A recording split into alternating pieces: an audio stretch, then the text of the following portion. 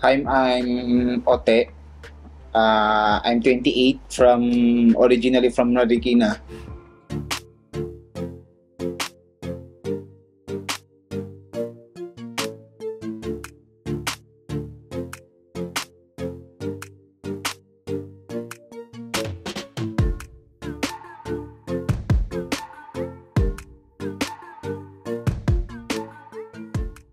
Nag-start ako mag-Twitter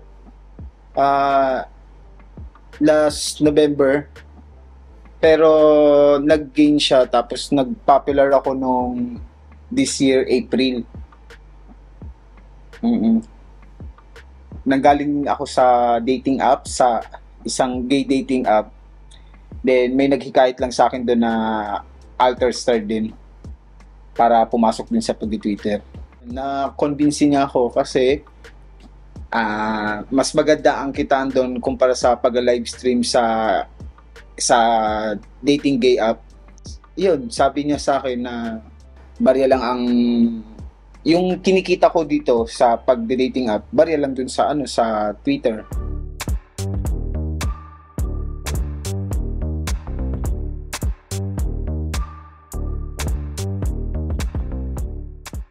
Gay din kasi bumibinyag kasi sa akin.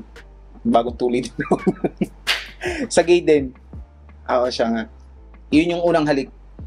Ang nangyari nun, basta barkada kasi siya ng mother ko, tapos nakiusap siya sa mother ko na pwedeng magpahatid yun, yung friend ni mama, ihatid ko sa house. Tapos pagdating ko sa house, yun, doon na nangyari. Kapag naaalala ko, tinatawanan ko na lang kasi napaka-inosente pa ng galaw ko nung moment na yun eh. Pero na-enjoy ko. Kasi sabi ko, ay, eto pala feelings na nila. Ganun.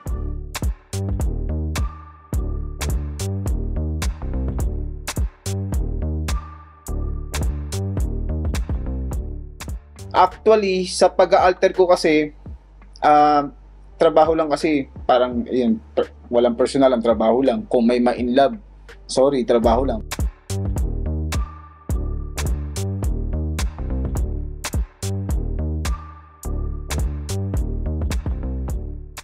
Tapos, merong akong isa sa mga naging client ko, merong nanligaw. Actually, hindi ko talaga kasi talaga yun nga, walang personalan, talagang work lang talaga ako eh. Kasi, iniisip ko na kapag nakipag-commit ako sa relation sa client na to, parang wala nang income, walang perang involved na, lahat for love, gano'n. Inamin ko naman sa kanya, sinabi ko naman sa kanya na nung una kasi parang pera-pera lang, sabi ko, perahan ko lang to, sabi ko ganyan. Sige, patulang ko na para kahit pa paano, dagdag pera. Pero na-appreciate ko kasi siya eh. Tapos tulad niyan, marami siyang sakripisyo sa akin eh. So sabi ko, parang nakakagilty rin pa. Nakakagilty naman kung peperahan. Tsaka na-appreciate ko yung mga pinapakita niya talaga eh. Yun, na-inlove din ako.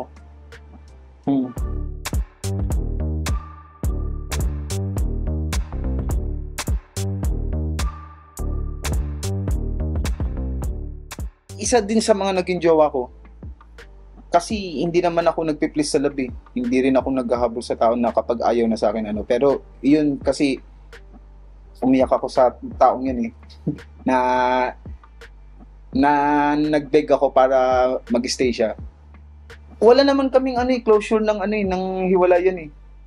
Wala kaming closure ng hiwalayan. Tapos ayun, basta bigla na lang ako nalamigan sa kanya. Bihira siya mag-chat, tapos usually kasi kapag nagbi-video call kami every night, ayun, pinagmamasdan namin yung isa't isa kung paano natutulog. Makakatulog na lang kami na na nakabukas pa yung video call. Pero siya hindi wala nang ganun, wala nang ganun. Kaya sabi niya, sabi ko, wala na eh, kako, wala ka ng feelings. Yun pala kasi, sinabi niya naman yung dahilan na masyado daw akong overthinker. Kasi lalo na itong tao to, nakilala ko sa, sa isang dating app eh. So, paano kung meron siyang makilala din doon na, may mag-entertain sa kanya? Oh. Iyon din yung nagdagdag sa pagiging overthink ko sa kanya. Lagi daw akong praning. Which is totoo naman.